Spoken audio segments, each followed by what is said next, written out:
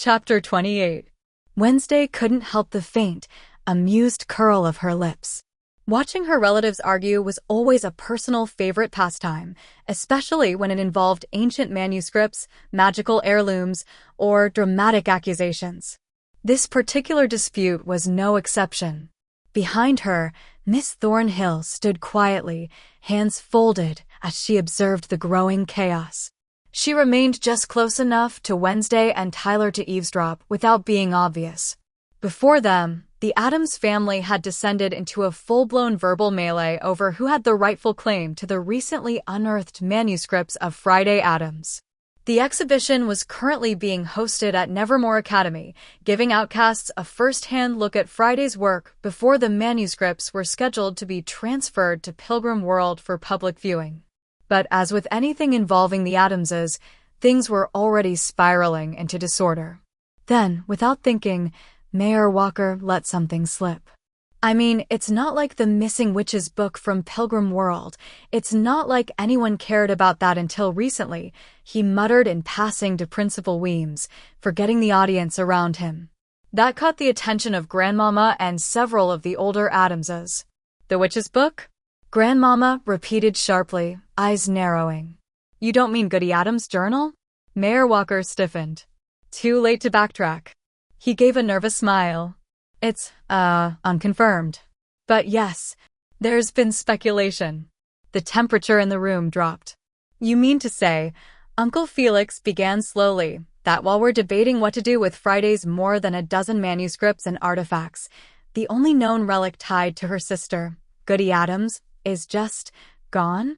As far as we know, Morticia added, her voice like ice, that journal is the only surviving artifact left behind by Goody. And you lost it. We're already showing unusual generosity, Cousin Lucinda snapped. Nevermore is hosting the exhibition for outcasts, and then we're even considering lending these priceless documents to Pilgrim World after. And now you're telling us Pilgrim World can't even protect one book. It's absolutely absurd, Aunt Lydia cut in. You want us to entrust over a dozen original manuscripts and family heirlooms to a tourist trap that couldn't hold onto a single handwritten journal? Mayor Walker raised his hands. It was never stolen before. It sat in Pilgrim World for years and no one touched it. And what are you doing to recover it? Gomez asked sternly. Please don't tell us you just replaced it with a replica, Lydia added with a withering look. Thinking no one would notice. I assure you, the mayor said defensively, we're doing everything we can to retrieve it. Do you even have cameras at Pilgrim World? Pugsley chimed in from the sidelines. A few of the school board members, there to monitor the exhibition, whispered among themselves. One muttered, why do they have such an unhealthy obsession with family relics, while another countered, you'd be obsessed too if your ancestors left behind priceless documents. Miss Thornhill's eyes shifted, finally resting on Wednesday, who appeared almost serene amid the clamor. She tilted her head slightly. The calm in the girl's expression was too deliberate. Just then, Tyler leaned in and asked quietly, are you ever going to tell them you have it? Maybe, Wednesday replied. But not right now. I still have use for it. Miss Thornhill's lips twitched. Her chin lifted as her eyes narrowed in interest. The room had not yet recovered from the mayor's confession when Wednesday calmly asked the question that cut through all the noise like a scalpel. Why was Goody Addams' journal in Pilgrim World to begin with? Shouldn't it have been collecting dust in one of our family libraries instead of on display next to fake bonnets and wax colonists? The room fell deathly silent. A few board members even looked offended. Morticia exchanged a glance with Gomez before addressing her daughter. Because, darling, at the time, we believed it was proper to keep the sisters' relics together. The only known artifact we had from Friday was the surrender document, the one written in her hand during the War of the 1620s, officially ending the bloodshed between outcasts and normies. It's considered a foundational artifact in Jericho's civic history. The town petitioned to retain it as a permanent state-protected cultural piece. And separating the journal of her twin from the surrender document, Gomez added, was considered distasteful. Especially when all we had from Friday was that single page. But now we have the rest of Friday's writings, Grandmama snapped. More than a dozen original manuscripts. There's no longer any reason to let Goody's journal sit under fluorescent lights in a room that smells like boiled wax. An older Addams cousin leaned in. Not unless the town plans to give us the surrender document too. Which, he glanced at the mayor, they won't. So we want the journal back. Immediately. The mayor, clearly sweating under the attention, tried to explain, the surrender document is still on display. Untouched. Preserved. I can assure you. You can assure us nothing, barked Grand Uncle Alaric, who had remained silent until now. He leaned forward, his knotted hand braced on a cane, and glared down at the mayor like he was sizing up prey. Prepare for litigation. He turned to one of the younger women standing behind him. Adele, come here. Adele stepped forward, elegant and deadly as a blade. She was Addams through and through, porcelain skin, obsidian pendant, bold red lips, her black silk mermaid dress whispering across the floor. What can we charge them with? Alaric asked, never looking away from the mayor. Let's start with the basics. Adele nodded.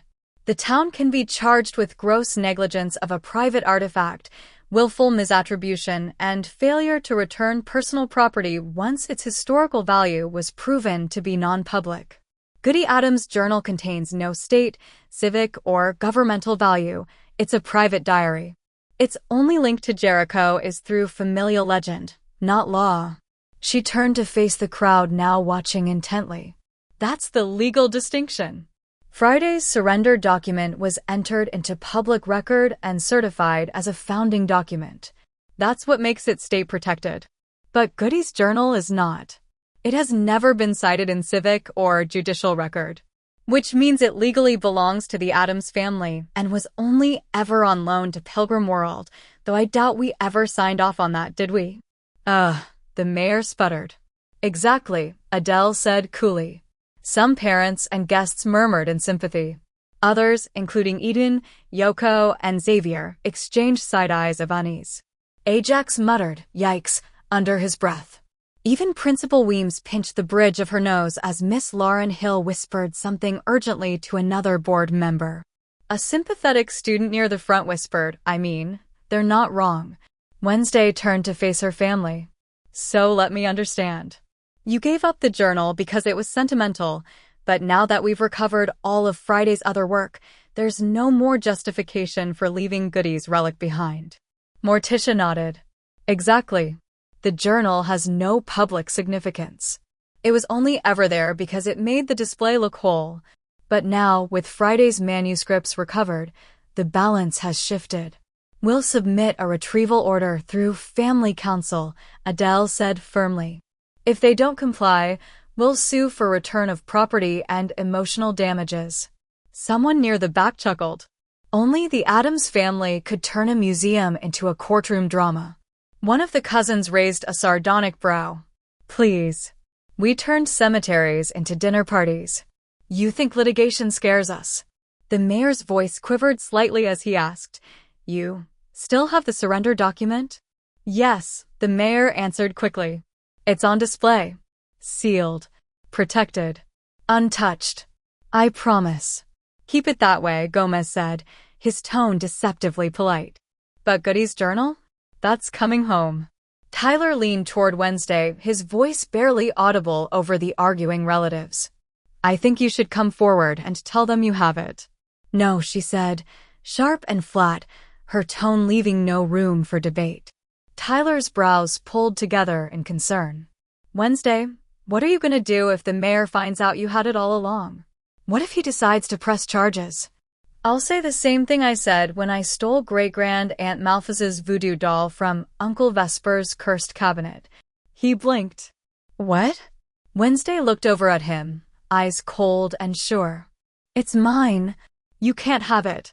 Tyler gave an exasperated sigh, running a hand through his curls. You worry me. You worry too much, she said, eyes now returning to her family's loud courtroom-esque bickering. Don't forget, it's my family to begin with. How can I steal something that's rightfully mine? And if they find out? They'll rejoice, Wednesday replied calmly. They'll be positively thrilled I've taken an interest in family artifacts. Probably throw a seance in my honor. Wednesday, Tyler said more firmly, the mayor could lose his job. So, she said without blinking, meeting his eyes with that signature Addams indifference.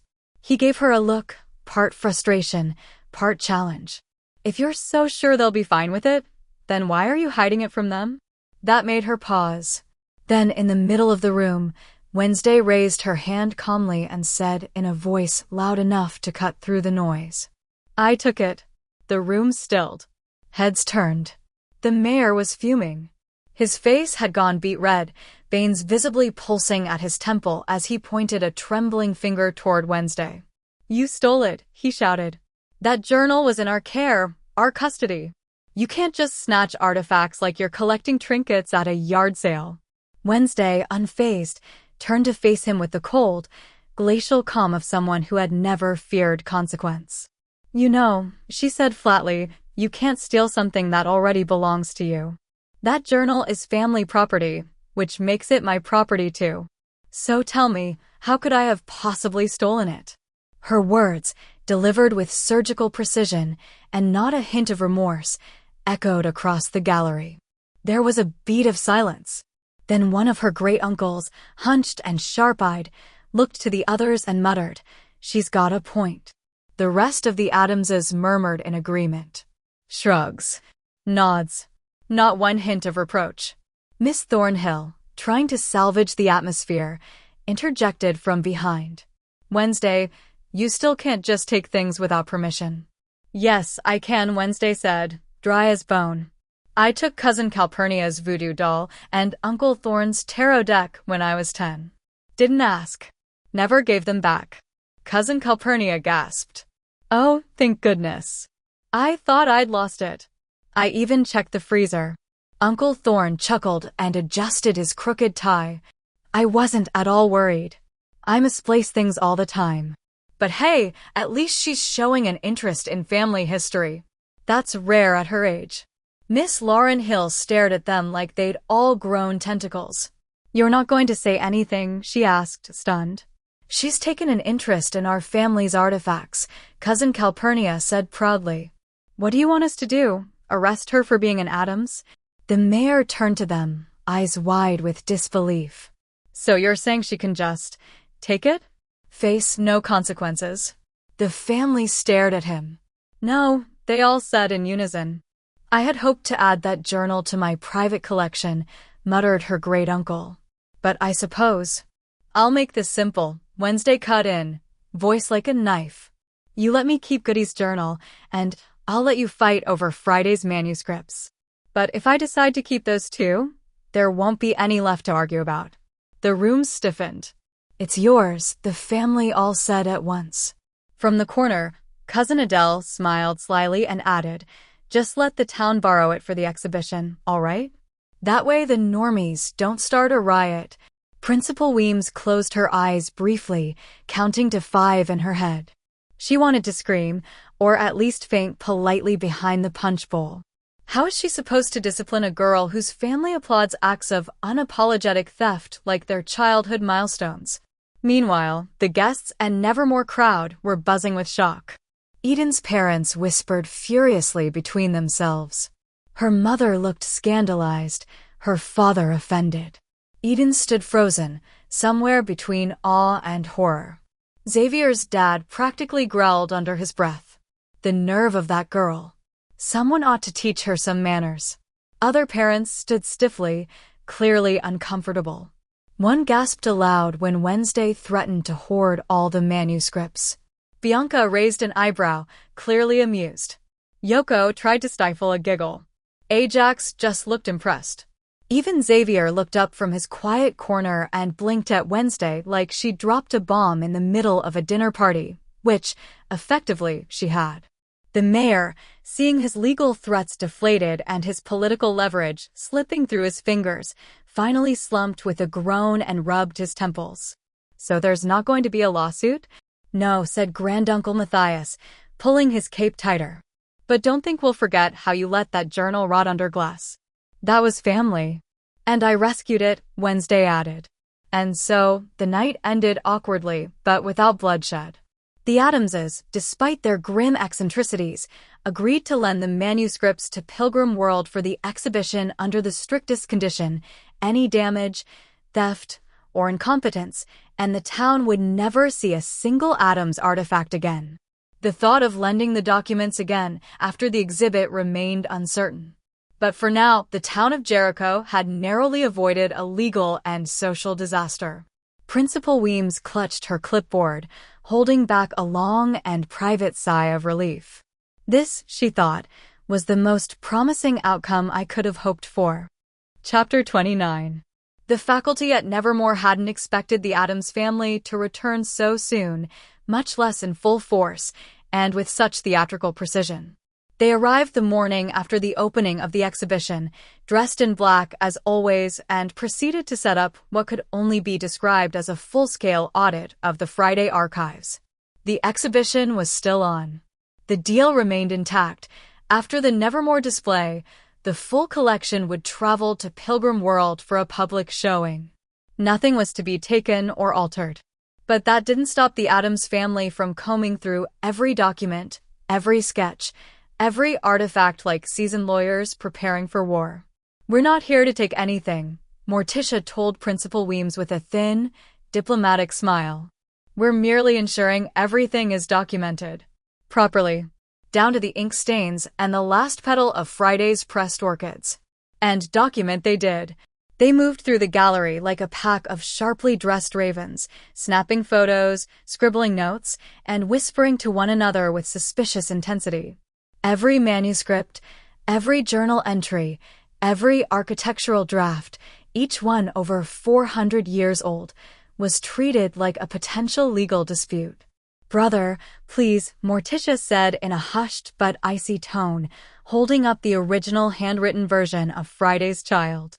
"You know I've had my eye on this poem for decades. I named Wednesday after it."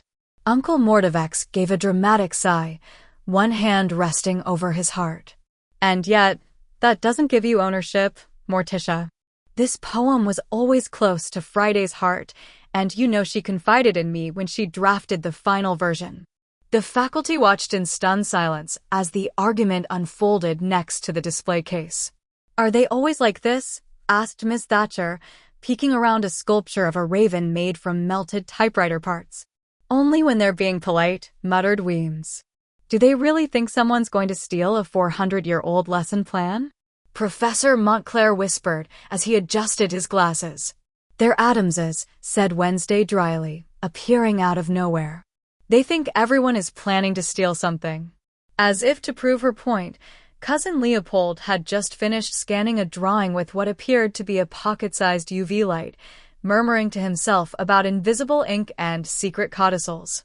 Aunt Bedelia was discreetly shaking the pages of a botanical journal to see if any loose documents had been tucked inside. The students had given up pretending not to watch. Eden, half hiding behind a marble bust of Edgar Allan Poe, whispered to Enid, "They're seriously cataloging everything." Enid nodded, eyes wide. "I think they found a hidden stock certificate in one of the frames. They brought a lawyer, a conservator, and a document forensics expert," added Xavier, emerging from the shadows. "This is starting to feel like a heist movie where no one actually steals anything." "It's worse," Eden whispered. "It's a family heist movie." Despite the chaos, the exhibition remained untouched, every item exactly where it should be. But the Addams family took shifts, keeping meticulous logs and rotating guards. It wasn't about taking Friday's work now, it was about ensuring it came back to them later. Every manuscript, every petal, every ink stain. By lunchtime, they were still at it, arguing about provenance, citing obscure family wills, and subtly accusing each other of emotional manipulation disguised as scholarly interest. And according to Wednesday, they'll keep fighting over those manuscripts for the next 5 to 10 years, she said with a shrug. While the older Addamses were still caught up in their usual antics, Gomez campaigning passionately to keep Goody and Friday's original portrait. The rest of the Addams family had taken over Nevermore with stunning precision. Wednesday's cousins had brought their children for the weekend. They were the smallest of guests, the oldest barely 5, but their presence struck the faculty more than anything. Dressed in formal black and Victorian lace, they followed their elders in eerie silence.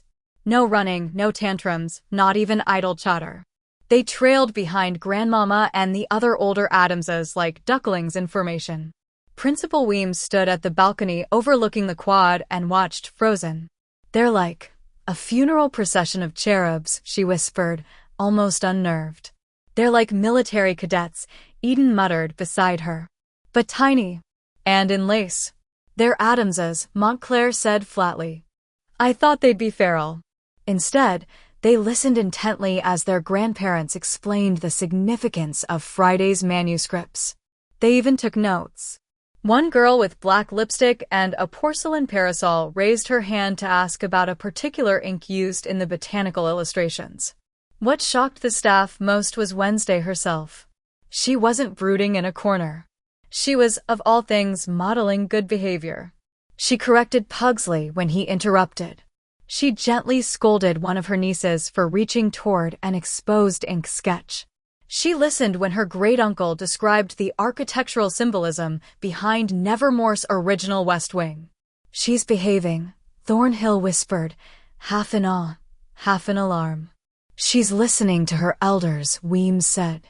"She's even helping enforce rules," Eden added. "I mean, is this real life?" As they toured the grounds, the Addams elders narrated the evolution of Nevermore structure since the 1600s. What they found most repulsive was the statue of Edgar Allan Poe that stood prominently in the pentagon-shaped courtyard. Beside it, someone had placed a parchment sketch on a brass easel, drawn by Friday herself centuries ago. The sketch depicted a robed, hooded figure holding an open book. Its presence was unsettling, timeless. The label below read, "The Watcher, Proposed Courtyard Monument by Friday Addams, 1620s. The children stood in quiet protest. "The Watcher's better," said one of the boys. "It's not even close." "Poe looks like he's just thinking," said another. "The Watcher is watching." Faculty members were stunned at how deeply the Addams family cared, not just about the artifacts, but about what they symbolized. For most, the manuscripts and relics were interesting historical oddities. For the Addamses, they were sacred. Personal. Alive. "They're really going at it," someone whispered as they looked back toward Gomez, now haggling with cousin Elvira over Friday's pressed floral diagrams. Another teacher murmured, "Do they have nothing better to do?" To which Wednesday simply replied without missing a beat, "Of course not." Everyone at Nevermore could tell. The older Addamses weren't just visiting, they were taking notes, setting an example. Grandmama, along with the other grandparents, seemed to be actively grooming Wednesday as a role model for the younger generation. The little ones followed her around like she was some kind of gothic Pied Piper, clinging to every word and movement. At some point, the proud elders called over a few teachers, eager to hear firsthand about Wednesday's academic performance. "Tell us," Grandmama said, resting a hand on Wednesday's shoulder. "What exactly has our darling Wednesday been doing in class? Don't spare the details. We want the little ones to know what they should aspire to." Coach Vlad cleared his throat, delighted to be asked. "Well, Wednesday's grades are flawless. Top of her class. Sharpest aim in fencing. Her dissection notes in biology are practically medical textbooks." Miss Thornhill chimed in, "Her essays in botanical studies are disturbingly thorough, insightful, dark, but undeniably brilliant." The other teachers followed suit, each recounting Wednesday's academic excellence with a tone of surprised respect. They genuinely believed they were participating in a wholesome moment, encouraging academic excellence, showcasing a model student. After all, this was the Addams family. Maybe a little strange, but clearly invested in education. However, as the teachers conveniently skipped over certain incidents, the grandparents began exchanging suspicious glances. Something was missing. Grandmama narrowed her eyes. "And that's all she did? Nothing else?" "No, excitement." One of the granduncles leaned in. No rebellion? No mischief? Not even a little blood. Wednesday, unfazed, stepped forward. They're not telling you everything. But I will. The Addams children immediately perked up, sensing a story. You'll be glad to know, she said coolly, that I graduated from petty things like bullying or pranks years ago. These days, I focus on more refined pursuits, like assault, arson, and explosives. A gasp rippled through the crowd of Addams children. I even got arrested by the sheriff and was taken to the police station after I bombed the talent show during the Loving Friday festival. The children erupted into delighted gasps and applause. One dropped to their knees and kissed the hem of her skirt. Another whispered, "She's so cool," while a third stared up at her in awe, as if she were a war hero. The teachers stood frozen, horrified. Miss Thornhill's smile faltered. Coach Vlad blinked rapidly. A few of the Nevermore students nearby looked like they'd just witnessed a spiritual crisis. Eden whispered, "Their moral compass is completely upside down." "Or inside out," someone else added. Grandmama, meanwhile, beamed with pride. "Now that's our girl. Isn't she just perfect?" The other grandparents nodded solemnly, one even dabbing at their eye. "A legacy of chaos," murmured an aunt. "Just like Friday would have wanted." Wednesday said nothing else. She didn't need to. Her family's reaction said it all. Aunt Wednesday, one of the younger nieces, piped up, tugging gently at her sleeve. "I heard from Aunt Adele that someone tried to kill you during spring break. Is that true?" Wednesday didn't even blink. "Why, yes. He pushed me while I was performing a mid-air backside 720 corkscrew, at the halfway point, no less. Sent me tumbling down the slope like a ragdoll on fire." Gasps rippled through the cluster of children. One of the youngest nephews clutched his toy guillotine to his chest. But Wednesday only turned calmly to the little ones and asked, "And what do we do when we tumble down a snow slope?" Without missing a beat, the Addams children recited in eerie unison, "We tuck and roll, elbows in, chin down. Don't fight gravity, let it drag you." Then she turned subtly at Xavier, who was still wearing a cast on one arm and a sling on the other shoulder, slumped in a chair like a wounded bird. "That one," she said coolly, was flailing his arms and legs around like a puppet on fire. "And now look at him, broken arm, dislocated shoulder, and bruised pride." "He's stupid," one of her nephews declared flatly. "Yeah," chimed in a niece, "everyone knows the first thing you learn in snowboarding is how to fall." Eden leaned in toward the others, Ajax, Yoko, Bianca, and Xavier. "Did any of you know that?" she whispered. They all shook their heads, expressions blank with disbelief. The teachers, meanwhile, kept their heads low, sheepish. A few even nodded slowly to themselves. It did make sense, teaching children how to fall safely before handing them snowboards and skis. A surprisingly logical approach. "I mean," Coach Vlad muttered under his breath, "we teach fencing, but not how to take a fall? That's actually not bad." The Addams grandparents huddled together, shaking their heads and muttering under their breath. "Nevermore's teaching quality has gone downhill," one of them mumbled. "Back in our day, they taught you how to fall before they taught you how to stand," Grandmama added, frowning. "I blame safety regulations," muttered an uncle. "Too much focus on surviving, not enough on how to survive," said another. Then Pugsley chimed in, matter-of-fact as ever. "Uncle Fester used to push me down the slope every winter in our backyard, before I could even get on a sled, much less a snowboard or skis." Several of the younger Addams nodded solemnly at this, as if it was a cherished family tradition. Meanwhile, Wednesday's younger relatives continued to nod, some reenacting a tuck and roll with their arms pinned to their sides. "Uncle Vex used to push us off small hills to practice," said one child cheerfully. "Mine pushed me off the roof," added another proudly. Xavier groaned.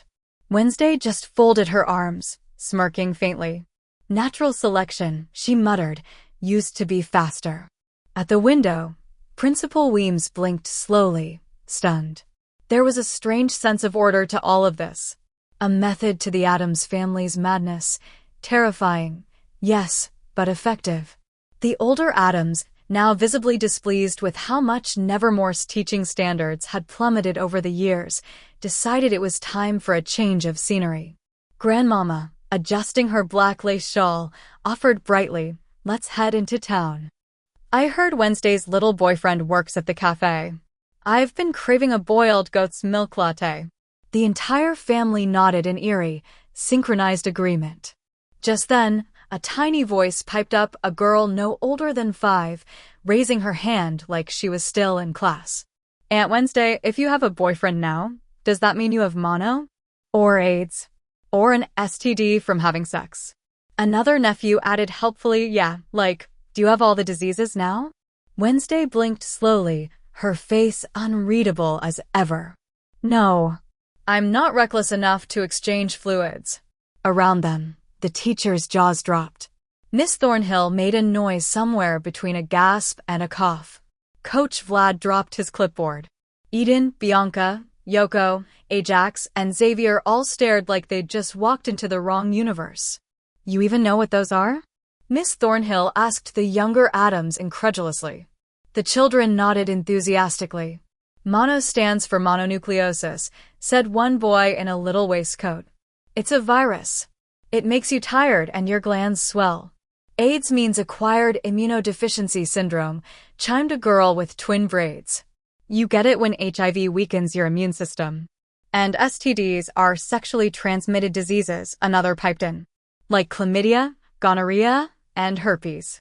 Miss Thornhill backed up as if the children had just spit fire. "What is wrong with your people?" she cried. "You don't think it's inappropriate to be teaching 4- and 5-year-olds this?" A girl yawned. "Grandpa Greg always tells us about his patients. He says most of them are idiots." "Yeah," her cousin added, "just last week, one of his patients had African sleeping sickness from having an affair in another country. Grandpa says he's lucky to be alive." Wednesday nodded solemnly. "You won't catch any Addams being that reckless. We study. We plan. We disinfect." Grandmama snorted. "And they wonder why teenagers are getting pregnant in droves. No one teaches them consequences anymore. Just shame and guesswork."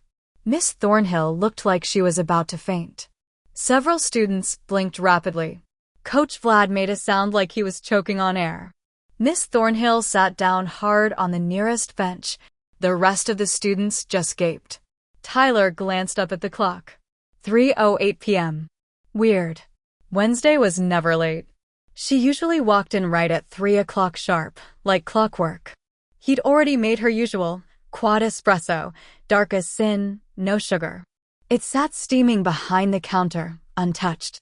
He found himself staring at the glass door when suddenly, honk. A procession of black vintage cars pulled into the lot like a hearse parade. Tyler blinked. Was that a whole Addams caravan? The first car door opened and out spilled what looked like a dozen kids, all dressed in black, all shouting some variation of snack, or drink, or "I want the window seat."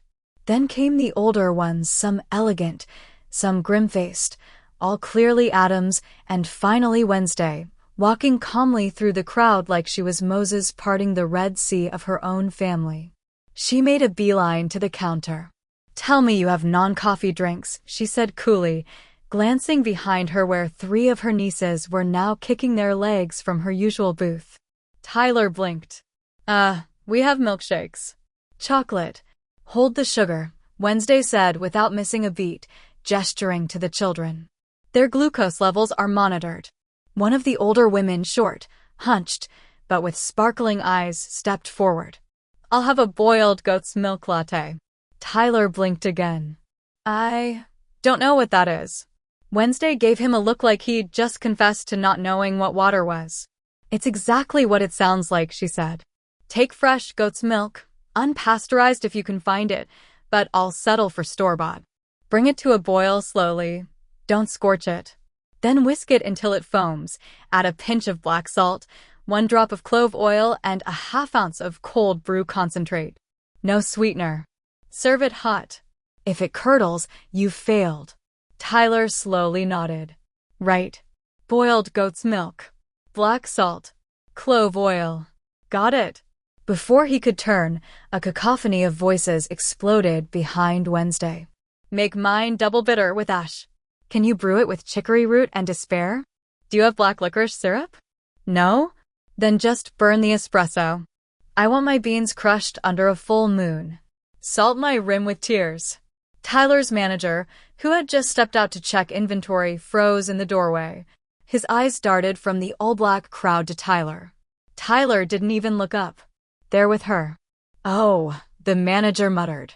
Great.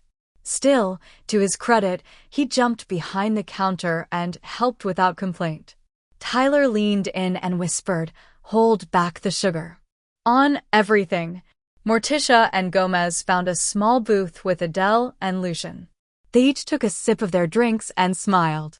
Pugsley quietly drinking his milkshake. Exquisite, Gomez said. Very grounding, Morticia added. Grandmama sipped her boiled goat's milk latte with a critical eye, then gave a small nod. Not bad for someone raised on oat milk. The little ones, clustered in Wednesday's booth with their sugarless chocolate shakes, were eerily quiet for once, staring, drinking, and judging. Wednesday folded her arms. Where's my quad? She asked flatly. Tyler cursed under his breath. Right. Sorry. Got a little distracted by your entourage. He slid over to the espresso machine and started working. She didn't say anything, but the faintest flicker of amusement tugged at the corner of her mouth. When the dust settled and the apocalypse had been caffeinated, the Addams family filtered out of the cafe in reverse parade formation. Before leaving, Gomez dropped a thick roll of cash on the counter. That's for the trouble. Tyler stared. Their order had racked up to nearly $500. The tip was 50%. For both him and his manager. Tell your goats we said thank you, Grandmama said on the way out. And just like that, the cafe was quiet again. Tyler leaned on the counter, still dazed. What the hell just happened? His manager blinked. I think we just got adopted by a horror aristocracy. Chapter 30. After the Addams family left Jericho and Nevermore, the town finally began to settle down. The cafe was quieter, the streets less intense, but the whispers lingered. Curious visitors, mainly outcasts, still trickled into Nevermore, drawn by the Friday Addams exhibition, which was still open to the public. Many came under the pretense of admiring the Addams history. But Principal Weems knew better. They were scouting. The parents in this particular group had children in their final year of middle school, and they were seriously considering where to send them next. For most, Nevermore was a mystery, an elite school cloaked in prestige, but far removed from their daily lives. Weems saw an opportunity. Despite Nevermore's reputation as the only exclusive institution for outcasts, enrollment was modest. Not because the school lacked appeal, but because most outcasts couldn't afford it or their families were reluctant to send them out of state. The elite families, like the Addamses, had always been an exception. Gathering the parents in the grand hallway, Principal Weems gestured to a large framed portrait near the entrance of the exhibition. Contrary to popular belief, she began smoothly. Not all outcasts attend, or have attended, Nevermore. But for those who do, they walk in the footsteps of greatness. The group followed her gaze to the striking charcoal portrait displayed on an ornate easel. Preserved behind a thin pane of glass, two girls stood side by side in stark colonial garb, one in black, the other in pale gray. Their twin braids hung neatly over their shoulders. Their faces were identical, calm, unreadable, and unervingly still. One clutched a cracked leather spellbook. The other stood with her hand at her side, as a disembodied hand hovered protectively near her shoulder, frozen in motion. This, Weems explained, is Friday Addams, the founder of Nevermore Academy. She established the school in the wake of the Jericho outcast normie war of the 1620s. The parents leaned in as she nodded toward a statue behind the portrait, a girl held protectively by a boy, as fire rose around them, captured in jagged stone flames that curled upward like an eternal blaze. Weems continued. Friday led a generation of orphaned outcast children during the war and promised them safety and education after peace was restored. She even drafted the normie terms of surrender herself. That moment is commemorated in the Jericho Monument. One parent raised an eyebrow. "You mean that public apology stone?" "Yes," Weems said with a tight smile. "That one." Another asked, "Do any of the founding families from Jericho still live here?" Weems nodded. "They do. And as fate would have it, we have a direct descendant of Friday Addams enrolled right now. In fact, there she is." They turned to see Wednesday Addams walking briskly through the hallway, her black boots silent against the floor. Her expression was unreadable as always, though her eyes briefly glanced at the group. "Isn't that the girl from the portrait?" one parent whispered. Wednesday paused. "No," she said flatly. "It's just genetics." And with that, she disappeared through the doors on her usual coffee run. Principal Weems let the moment settle before leading them to the academic board, where rows of names and midterm results were displayed. "As you can see," she said, tapping the top line, "Wednesday Addams is one of our top students.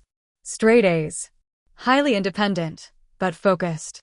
Like many of our students, she thrives in a space where she's not forced to suppress who she is." The parents began nodding as she continued. "Here at Nevermore, there's no judgment, no prejudice. We don't divide our students based on what kind of outcast they are. Everyone here is treated equally, unique, but united." More nods followed. Murmurs of agreement passed between parents. Principal Weems smiled to herself.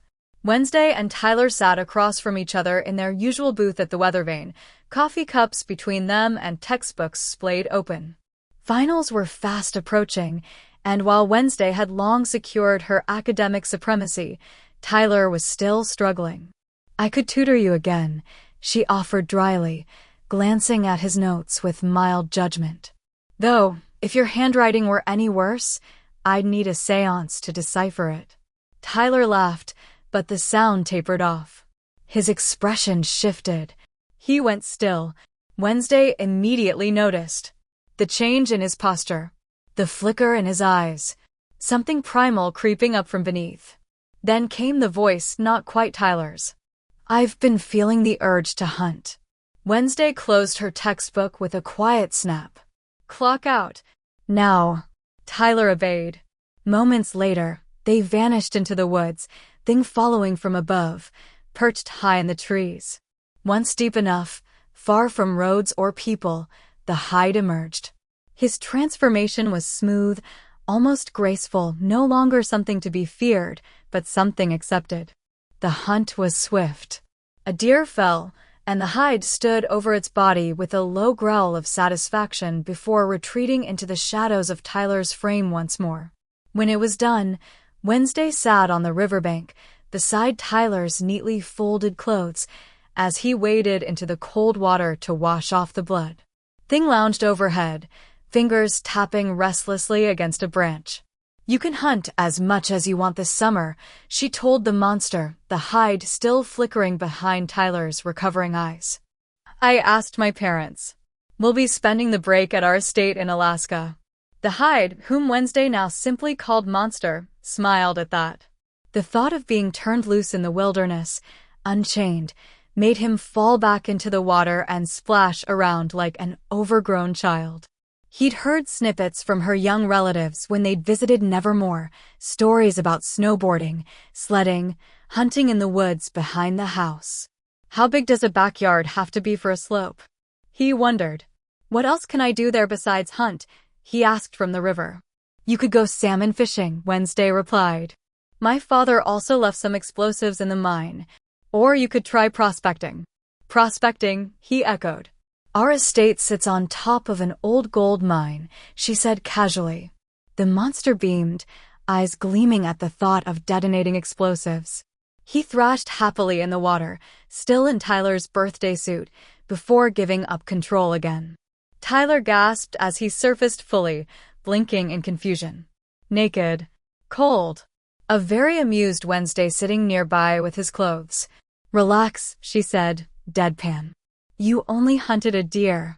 He scrambled behind a tree to pull on his boxers, flushing. Wait, what just happened? Wednesday recapped everything. The deer. The river. Alaska. Tyler blinked. That's weird. I already knew about the Alaska trip. She raised an eyebrow. You remembered something the monster did? I guess. Maybe he passed the message on his way out, Tyler said, still puzzled but smiling. I'm going to have to get top grades if I want my dad to let me go. Wednesday stood, brushing off her skirt. Then I'll tutor you. She didn't smile. But she didn't have to. Tyler's grin said it all. Meanwhile, back at Nevermore, Miss Thornhill stood in Principal Weem's office, arms loosely folded and her tone calm but persistent. I really think it's time Wednesday was asked to tutor her classmates, she said. She's barely engaging with the student body. Always off with Tyler and rarely on campus unless it's absolutely necessary. Principal Weems looked up from her desk, her expression tightening. You want me to ask Wednesday Addams to voluntarily spend more time with other students? Miss Thornhill replied. Tyler goes to Jericho High, but since she started tutoring him, I heard his grades jumped from C's to solid B's and A's. Even his papers have improved. Weems leaned back in her chair, clearly unconvinced. Tyler is different. He listens to her. The other students wouldn't be so lucky. You know how she is, stoic, cold, confrontational. This will backfire. Or it won't, Thornhill said smoothly. Maybe the students need a little confrontation. She sets a standard none of them can even touch. Weems sighed, removing her glasses to pinch the bridge of her nose. You're asking me to assign her to tutor. That's not just confrontational, it's practically a declaration of war. She's already proven she can help someone succeed, Thornhill said. But this school isn't just about academic excellence. It's about fostering leadership, and right now, she's not leading anyone but herself. Weems didn't respond, so Thornhill pressed her advantage. Xavier's failing. Across the board. He hasn't recovered since the ski accident, and finals are coming up fast. You know how much effort he put into turning things around, but if he fails... Weems closed her eyes briefly. We'll lose him. Exactly. And he's not the only one slipping. Meanwhile, the school is flooded with prospective parents walking around with checklists and calculators. Weems looked at the new replica of Friday and Goody Addams' portrait along with the other Nevermore's founders on the wall behind Thornhill, a flicker of resignation passing through her features. If I do this, she said slowly, and she snaps one of those poor students in half with her words, you'll be the one to handle the fallout. Thornhill smiled slightly. Of course. But something tells me she won't. Not if it's presented the right way. Weems muttered under her breath, there is no right way to present mandatory peer bonding to Wednesday Addams. But still, she reached for the student board file on her desk. She already knew Wednesday would scowl at her like she'd asked her to babysit a litter of puppies, but she also knew she had no better option. Just as Principal Weems had predicted, Wednesday was, for lack of a better word, pissed. She stood rigid in front of Weems' desk, arms crossed, her tone sharp and laced with disdain. It's laughable, she began slowly, voice lowering to a venomous whisper, that you're asking a student to teach your other students. Maybe you should find better teachers, Principal Weems.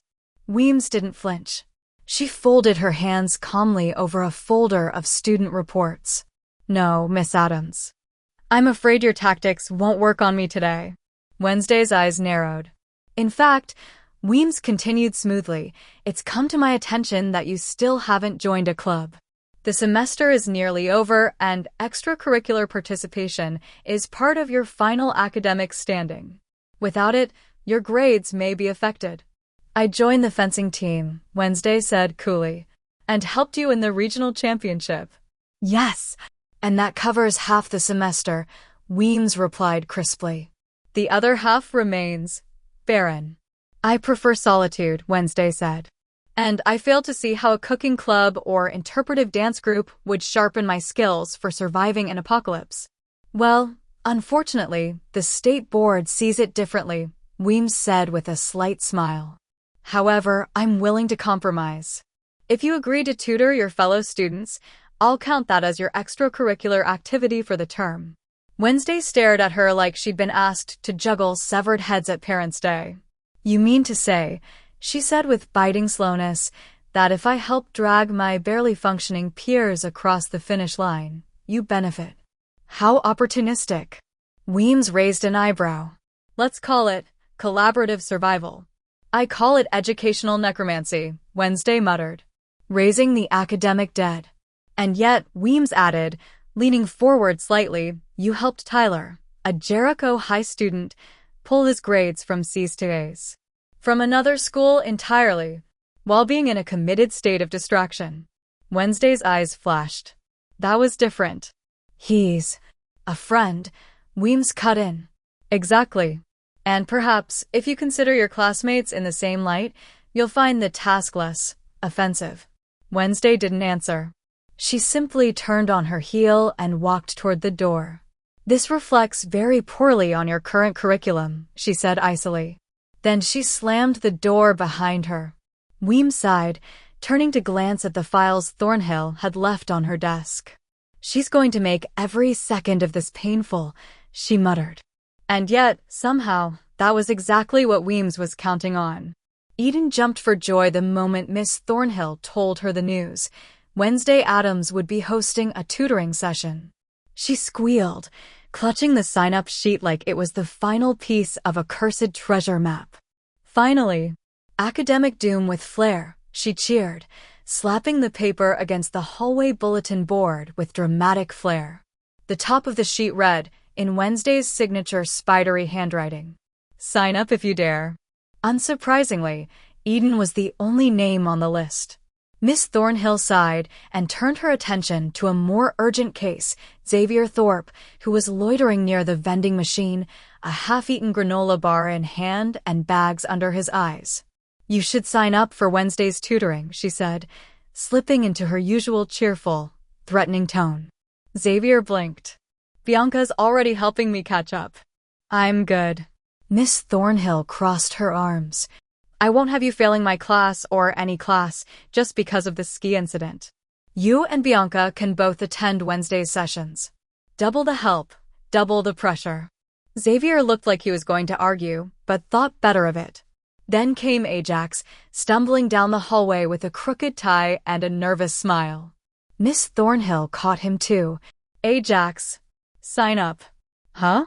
But I mean, I'm kind of managing. You're scraping by, she cut in flatly. Don't make me call your parents. Or Principal Weems.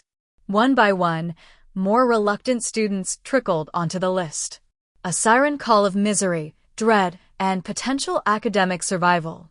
When Wednesday returned to the hallway later that day and saw the growing list of names, her eyes darkened like a storm cloud. She glared at Eden. You were supposed to be the only one. Eden smiled sweetly. I spread the word. You're popular now. Academic queen. I will blow up the chemistry lab, Wednesday growled, snatching the clipboard off the wall.